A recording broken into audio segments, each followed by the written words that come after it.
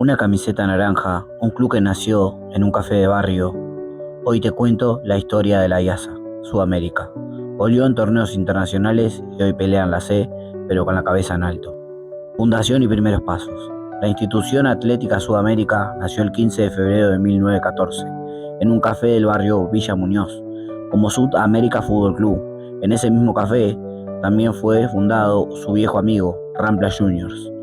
En 1922 cambió su nombre a Institución Atlética Sudamérica, con una visión más amplia, homenajeando al continente que recibía miles de inmigrantes que venían a hacerse la América.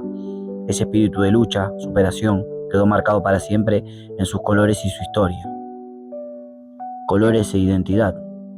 La camiseta debía ser roja, pero en la tienda solo había tela naranja, y así, por casualidad, nació uno de los símbolos más potentes del fútbol uruguayo.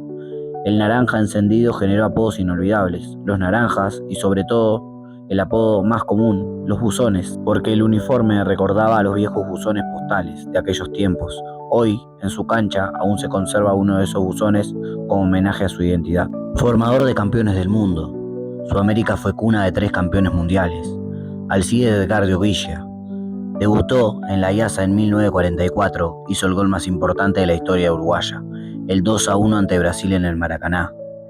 Óscar Omar Míguez, también surgido en la IASA, fue el goleador uruguayo en el Mundial 1950. Juan Cumba Burgueño, jugador de Sudamérica en los años 40, formó parte del plantel campeón de 1950, aunque no disputó partidos. Mientras todos miraban el Maracaná, 3 nombres llevaban el alma de un club naranja grabada en la piel. Julio Pérez y la emoción de volver, campeón del mundo con Uruguay en 1950, terminó su carrera en Sudamérica, 1958-1960, y dijo que fue el club donde mejor se sintió en su vida, un campeón del mundo y un corazón naranja. Más historias, Tavares y Fedulio. Oscar Washington Tavares, el maestro, jugó en la IASA entre 1967 y 1971 y llegó a compartir cancha con Guilla. Francisco Piteta Fedulio debutó en Sudamérica y fue el primer uruguayo campeón en Italia, ganando títulos con el Bologna en los años 30. Jugó 9 años en el Bolonia, de Italia, desde la Villa Muñoz al Maracaná, desde Montevideo hasta Italia. Todo empezó en la IASA. Éxitos en segunda división. A lo largo de su historia, la IASA se convirtió en uno de los clubes más emblemáticos del ascenso. Con 7 títulos de segunda división, comparte el récord histórico con Fénix. Ha sido un verdadero animador del campeonato de la B, especialmente en la década de los 60, 70 y 90. La campaña inolvidable, 1994-1995. En 1994, bajo la dirección de Julio Rivas, Sudamérica fue campeón invicto de la B. Ganó la final frente a Racing en el Estadio Centenario y sumó 27 partidos sin perder entre el torneo y la Copa de Integración. En esa copa eliminó a Porongos y a Basáñez, que estaba en primera, y se clasificó a la liguilla pre-Libertadores. Allí logró su primera y única clasificación internacional, la Copa Conmebol 1995. La noche de Paysandú, 4-0 a Gimnasia de Grima de la Plata. Tras caer en la ida, en la vuelta jugada en Paysandú, Sudamérica dio el golpe, 4-0, una goleada histórica. En cuartos quedó eliminado por Colegiales de Paraguay, por penales, pero ese 4-0 sigue siendo uno de los hitos más grandes de su historia. Regreso a primera y el centenario del club. Luego de años en la B, en la temporada 2012-2013, la IASA armó un gran equipo que volvió a primera. Lo logró justo a tiempo. El 15 de febrero de 2014, el club festejó su centenario en la máxima categoría. En 2021 volvió a subir tras vencer a Rampla en el repechaje de ascenso, pero en 2022 volvió a descender. Y en 2024, por primera vez en más de 100 años, cayó en la primera división amateur, la C.